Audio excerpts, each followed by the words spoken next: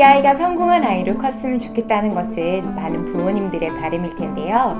이 가운데 성공의 기준이 단지 공부를 잘해서 좋은 대학 나와 취직을 잘하는 것으로 끝나지 않았으면 좋겠습니다. 내 아이가 관심을 갖는 것, 좋아하는 것, 잘하는 것, 나아가 장래희망 혹시 알고 계신가요? 오늘도 효과적인 공부 방법에 대해 강승모 목사님과 함께 이야기 나눠보겠습니다. 목사님 나와주셔서 감사합니다. 네, 안녕하세요. 네, 대부분 많은 분들께서 성공이라는 단어를 들으면 사회적으로 안정된 직장, 연봉 같은 것들을 떠올리실 것 같은데요. 과연 공부를 잘하는 것만이 성공의 지름길일까요? 네, 물론 공부 잘하는 친구들은 공부를 성공하는 방법이 가장 좋고 쉽겠죠.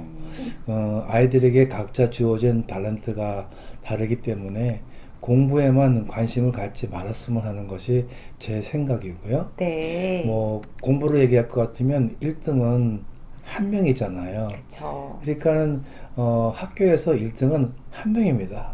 근데 모든 가정에서 보면은 우리 아이가 1등 하기를 원한다는 거죠.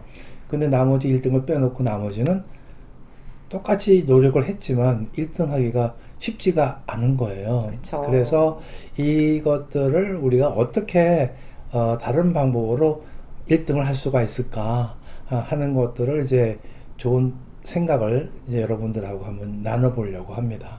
네. 그런데 문제는 어떤 대학을 들어가느냐가 지금 중요한 이슈가 되므로 부모님들은 아마도 오직 대학을 위해 자녀들을 공부해야 한다라는 생각들에 좀 쏠려 있지 않을까 싶어요. 물론 대학을 들어가죠. 근데 좋은 대학을 들어간다고 해서 꼭 좋은 직장을 얻으라는 법도 없고 또 좋은 대학을 나왔기 때문에 앞에 생계가 보장된다는 것도 아니잖아요. 그렇죠. 더 중요한 것은 뭐냐면 그 아이의 탤런트를 통해서 그 탤런트에 맞는 것을 노력을 했을 때 그것이 오히려 빨리 결과를 얻을 수가 있다. 네. 그래서 공부는 끝에 가서 필요한 것만 공부를 해도 충분하게 할 수가 있다. 저는 이렇게 생각을 하고 있거든요.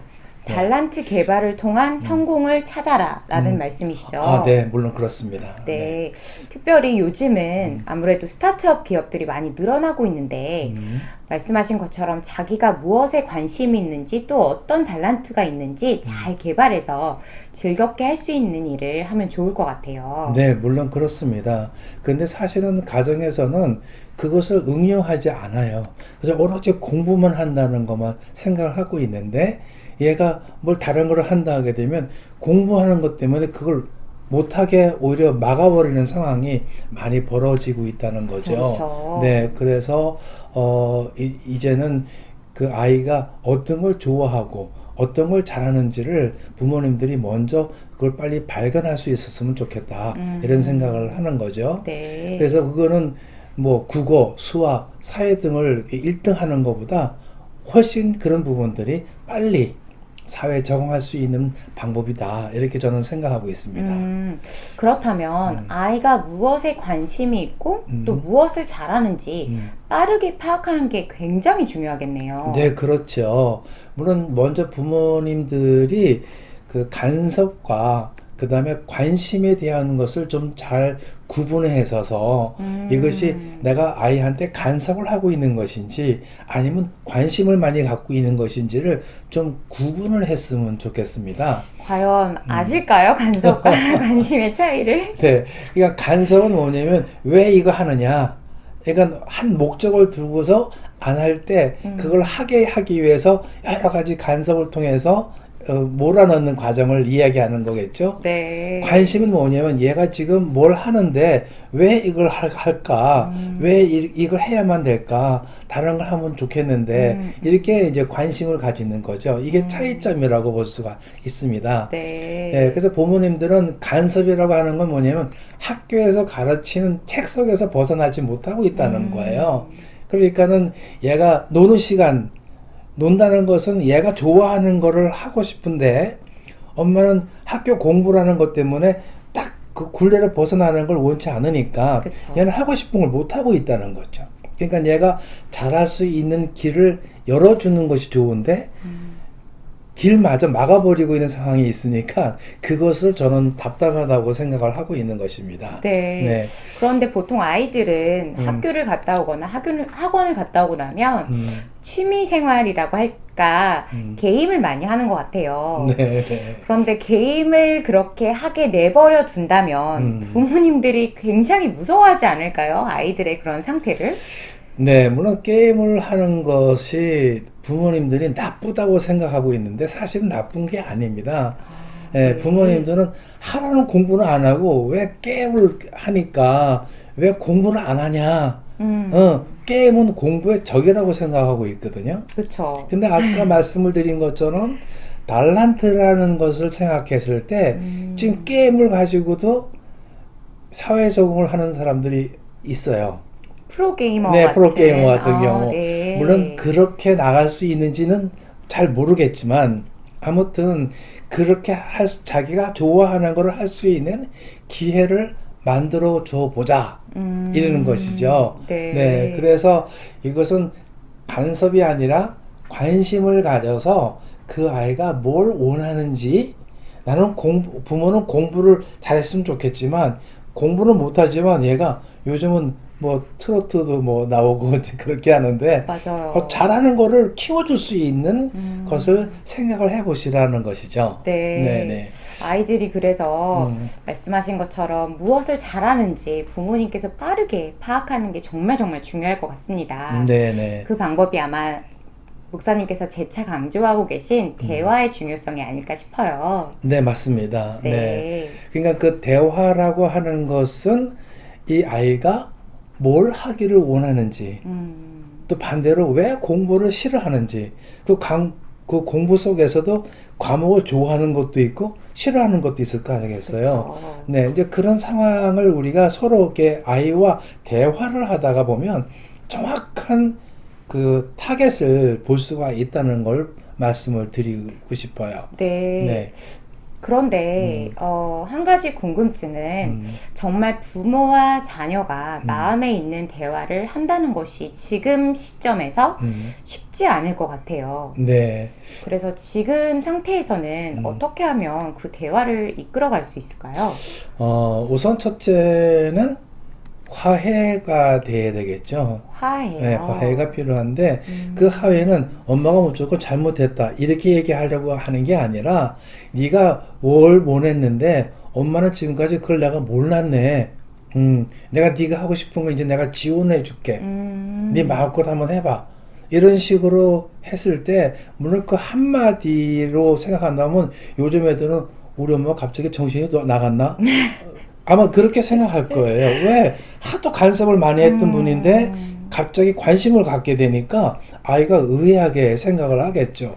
네, 그래서 어떻든 엄마가 먼저 접근을 해서 이렇게 이 아이의 어떤 성품을 좀 파악을 해갖고 엄마의 성품과 아이의 성품이 잘 맞는 것과 잘 맞지 않는 거를 잘 구분을 해서 잘 맞을 수 있는 방법을 연구를 해서 한다면 그 아이와의 관계는 금방 회복이 가능하다. 저는 그렇게 봅니다.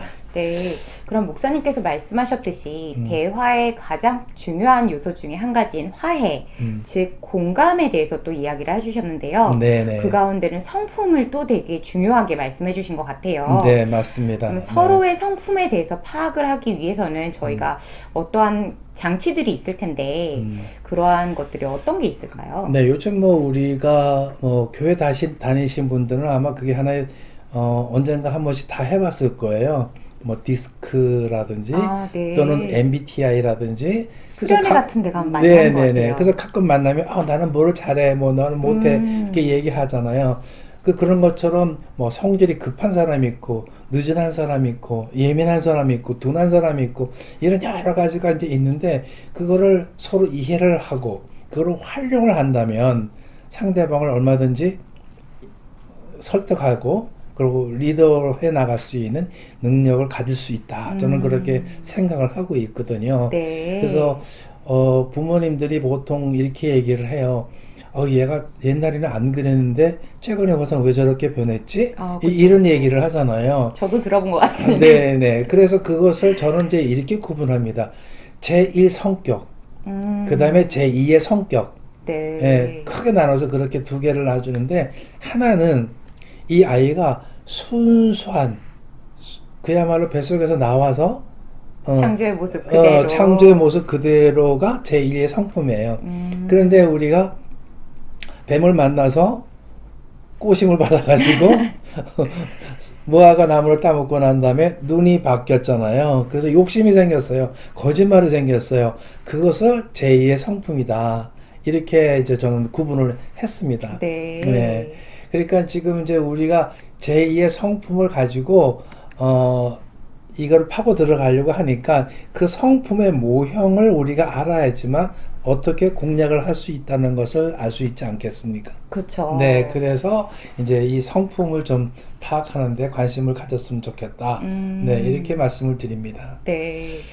저희가 지금까지 계속 어떻게 하면 공부를 잘하냐에 대해서 이야기를 하고 있는데 지금 성품의 중요성을 또다시 강조를 해주셨어요. 네네네. 그래서 이 부분이 조금 의아하실 것 같은데 그러니까 지금 이제 우리가 이 성품이라고 하는 것은 첫째, 자녀와 엄마의 관계를 교통할 수 있는 단계를 만들어 놓는 거고요. 1차적으로. 네. 그다음에 그것이 됐을 때 대화 방법이 있어요.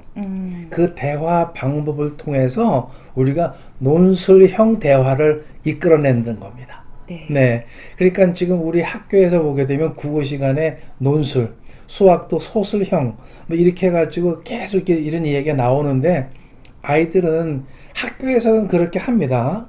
그런데 집에 와서는 저는 그게 안 와 있어요. 그쵸, 그쵸. 근데 그것을 학교에서 있는 것들을 생활화 한다면 이 아이는 좀 더 구체적으로 그 공부하는데 거리가 더 가까워질 수가 있다. 그래서 생활 속에서, 대화 속에서 공부를 할 수 있는 기회를 만들자. 네, 그렇게 이제 저는 유도를 하는 겁니다. 아, 네. 그래서 대화가 성품이 중요하다. 이렇게 말씀을 드릴 수 있습니다. 네. 그렇다면 이쯤에서 저희가 제1의 성품과 제2의 성품을 조금 더 자세히 이야기를 나누어 보고 싶은데요. 네네. 그러니까 지금 제1 성품은 언젠가 우리가 그 방송을 통해서 본 내용이 있는데 그거를 잠깐 제가 설명을 드릴게요. 사진을 통해서 설명을 해드리겠는데 여기 보면은 산으로 올라가 가려고 하는 동그라미가 있고 근데 굉장히 어려운 거예요. 근데 그 어려운 거를 삼각형이 밑에서 도와주고 있어요. 그래서 이 동그라미가 정상에 오릅니다. 그런 장면을 하나 가르쳐 줬고요. 그 다음에 또 하나 장면은 분명히 이 동그라미가 애를 써서 꼭대기까지 올라가는데 거의 올라가는 상황에서 사각형이라고 하는 그 모양이 동그라미를 밀쳐갖고 결국 정상에 오르지 못하게 방해를 합니다. 자, 이 두 가지를 10개월 된 아이한테 그걸 보여줬어요. 그리고 이제 다른 말도 안 하고 그냥 사각형의 모양과 삼각형의 모양을 두 개를 이렇게 제시를 했을 때 10개월 된 아이들이 그 수고했던 삼각형만 골라내더라는 거예요. 네. 그래서 이것이 뭐냐면은 10개월이 되는 아이인데도 벌써 옳고 그른 것을 판단하더라는 것이죠. 네.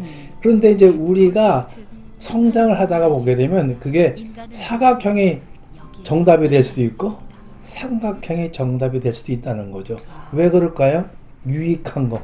나한테 유익한 걸 찾다가 보니까 욕심이 생긴 거예요. 맞아요. 네, 그래서 때에 따라서는 사각형도 원하는 경우가 생기더라는 거죠. 그쵸. 네, 그래서 그것을 제2의 성품이라고 볼 수 있을 거라고 봅니다. 네. 네. 그러면 조금 더 제2의 성품에 대해서 자세히 이야기 나누어 주실 수 있을까요?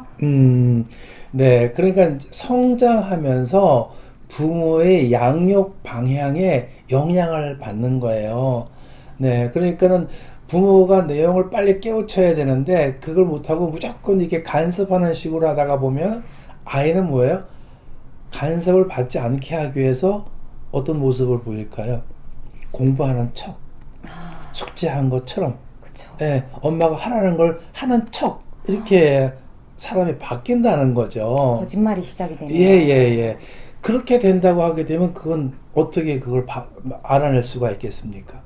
그러니까 그것을 우리가 부모님들이 빨리 알아낼 수 있는 방법을 찾아야 된다. 네, 그것을 이제 말씀드리는 거예요. 네. 네. 그렇다면 이렇게 지금 저희가 성품에 대해서 이야기하고 있는데 부모님과 아이들 간의 다른 성품은 과연 저희가 궁금해하는 공부에는 또 어떤 영향을 주게 될까요? 그 유아 시기와 초등학교 시기가 아이들의 장래를 좌우하고 되는데요. 이때 부모가 아이를 보호하는 시기와 스스로 하는 시기를 잘 구분해야 됩니다. 네. 그런데 이때 이제 우리가 스스로 할 수 있게끔 만들어 줘야 될 텐데 부모님이 끝까지 부모가 밑에서 아이를 컨트롤 한다는 거죠. 의존도를 자꾸만 높이게 만들어 주는 결과가 바로 이런 문제가 생기는 겁니다. 네. 예를 들어서 이제 아침에 깨워서 학교를 보낼 때 스스로 일어나서 학교를 가는 아이를 원하십니까? 아니면 일일이 깨워서 밥 먹여서 세수하는 거 간식하고 도시락 싸는 거 챙겨가지고 보내는 걸 원하실까요? 무엇보다도 스스로 하는 아이들을 제일 원하지 않으실까 싶습니다. 당연하게 그걸 원합니다. 그런데 그렇게 못하게끔 부모들이 만들어 놨어요. 언제 만드셨죠? 그러니까 그걸 유치원 때부터 성장하는 과정까지 스스로 할 수 있게끔 만들어 줄 시기를 놓쳤어요. 근데 네. 그것이 사랑이라고 생각하는데 사실은 사랑 같이 보이지만 아이를 망치는 거라고 저는 보는 거예요. 때가 되면 자기 스스로 해야 되는 거예요. 대학 가는 것도 자기가 스스로 가고 싶은지 아닌지 아는 중간에 자기가 먼저 어떤 다른 일을 먼저 하든지 이게 자기가 깨달아서 하는 것이지 부모님이 이거 해라 저거 해라고 해서 하는 게 아니잖아요. 그렇죠. 그러니까 일찍이 자기 스스로가 모든 일을 해내고 개척해 나갈 수 있는 힘을 키워줘야 될 텐데 우리나라 부모님들은 그렇게 하지 않았다는 게 문제죠. 네. 저 여기서 근데 조금 궁금한 질문이 하나 있어요. 네. 저도 비슷한 의문을 가졌어서 예전에 저희 엄마한테 약간 반항하는 느낌으로 왜 내가 하고 싶은 일을 내가 스스로 하지 못하게 해? 라고 물어본 적이 있었는데 저희 엄마께서 그때 하셨던 말이 아직 너가 공과 사를 아니면 옳고 그름을 제대로 판단하지 못하기 때문에 라는 대답을 해주셨어요. 그렇기 네. 때문에 엄마가 안전한 곳에서, 그러니까 위험한 곳에서부터 너를 보호하기 위해서 라고 이야기를 해주셨었거든요. 그런데 이제 한 가지 예가 있어요. 이거는 조금 좀 나쁜 예지만은 기억하기 위해서 하는 거예요. 여기에 이제 끓는 물이 있어요. 네. 근데 엄마가 가까이 오니까 얘 오지마 위험해 이렇게 해서 이제 미리 막았어요. 근데 그 아이는요 안 갔지만 무슨 생각을 할까요? 왜 오지 말라고 했지? 뜨겁다는 게 뭐지? 체험을 하지 안 해본 거예요. 그쵸, 그쵸. 그러니까 언젠가는 체험을 하게 될 겁니다. 그런데 미리 뜨겁다는 걸 알게 해줬다면 아 그래서 오지 말라는 거구나 하고 깨닫게 되는 거 아니겠어요? 그쵸, 그쵸. 예, 그 다음에는 이제 얘가 오지 말라는 말을 안 했지만 안 알아서. 해도 이제 안 오게 되겠지만 그걸 모르니까 할 때마다 신기하면 오는 거예요. 네. 그럼 결국 사고를 일으키는 것은 누가? 애가 잘못한 게 아니죠. 엄마가 교육을 잘못했기 때문에 그런 결과를 만들었다. 어떻게 생각하세요? 맞는 말씀인 것 같습니다. 네. 그러니까 우리가 어느 정도 클 때까지는 물도 주고 뭐 잡초도 빼주고 그렇게 하지만 그 다음서부터 이제 자기 스스로가 커가야 될 때는 그걸 스스로 하게끔 엄마가 자제를 해야 된다는 거예요. 환경을 만들어 주되. 그런데 어느 때까지 할 거예요? 요즘은 뭐 장가갈 나이가 됐는데도 부모 밑에서 벗어나지 못해갖고 마마보이라고 하는 이야기 들은 지가 꽤 오래됐잖아요, 벌써, 그죠? 그쵸. 우리나라의 교육 방법이, 생활 교육 방법이 그렇게 됐다. 저는 그렇게 봅니다. 네. 그래서 말씀해 주신 것처럼 사랑과 관심에도 어느 정도 적정선을 유지하는 것이 되게 중요할 것 같아요. 네, 네. 네, 특별히 요즘은 또 아이들이 코로나 탓에 집에 있는 시간이 굉장히 길어지고 있잖아요. 네, 네. 이럴 때 또 부모님께서 주의를 하셔야 될 게 있을 것 같아요. 많습니다. 요즘 보니까는 아동 학대가 뉴스에 보니까 점점 늘어나고 있다 그래요. 왜 그러냐니까 집에서만 있으니까 부딪히는 일이 많을 거 아니겠어요? 이게 점점 더 심해질 겁니다. 근데 이것은 뭐냐면 훈련이 이미 됐어야 될 내용이 훈련이 안 돼 있는 거예요. 그리고 엄마는 자꾸만 간섭을 하게 되는 거죠. 관심을 갖지 않고 간섭을 하다가 보니까 이게 자꾸만 충돌을 일으키는 거야. 그러니까 학대밖에 나타나는 게 없는 거죠. 네, 그래서 이런 부분들을 이제 우리가 해결하게 있는 방법은 상당히 중요하다고 저는 생각을 하고 있습니다. 네. 네, 그래서 뭐 그 부모님들이 뭐 어떤 때는 소리도 지르고 막 그러지만 아이한테는 그게 면역이 돼가지고 엄마가 고함을 지른다고 하더라도 별로 관심이 없는 거예요. 이렇게 만들어졌다면 나중에는 누가 더 답답해지겠습니까? 부모밖에는 없겠죠. 그렇죠. 네, 그래서 이제 이런 것을 통해서 이 아이의 어떤 성품과 부모님의 어떤 성품이 맞아질 수 있는 노력이 반드시 필요하다. 네. 네, 그래서 지금 이제 공부라고 하는 이 테두리 안에서 이걸 잘 원활하게 이끌어가기 위해서는 서로의 성품을 알아내야 되고 그 성품 안에서 대화가 이루어져야 된다. 이런 얘기를 해드리는 것입니다. 네. 그래서 이런 대화가 이루어지는 것 자체가 사실은 쉬운 일이 조금 아닐 것 같아요. 네, 네, 그렇습니다. 해결할 수 있는 방법은 아까 잠깐 이야기했지만 뭐 디스크라든지 MBTI라든지 이런 것들을 실현을 하기 위해서 다시 한번 검사를 할 필요가 있다. 네. 네, 그래서 이제 저는 이제 다음 시간에 그거를 이제 좀 준비를 해서 부모님의 어떤 성품, 자녀의 성품 이것을 좀 이렇게 알아낼 수 있어서 그걸 통해서 이제 공부하는 접근 방법도 그 다음에 대화할 수 있는 방법도 이렇게 접근을 해보려고 생각하고 있습니다. 네. 네. 그래서 오늘 목사님과 함께 나눈 대화는 저희가 비단 성공이 공부를 잘하는 것뿐만이 아닌 그 안에 숨겨진 자녀와 부모님과의 대화를 통해 서로의 성품을 이해하고 보다 효과적인 대화를 나누고 그것이 나아가서 공부에 도움이 되게끔까지 하는 이야기를 한번 나누어 봤어요. 그래서 오늘도 이렇게 짧은 시간이지만 좋은 가르침을 주신 우리 목사님께 감사 인사 나누면서 저희 오늘의 프로그램은 여기서 마치도록 하겠습니다. 시청해주신 여러분 고맙습니다.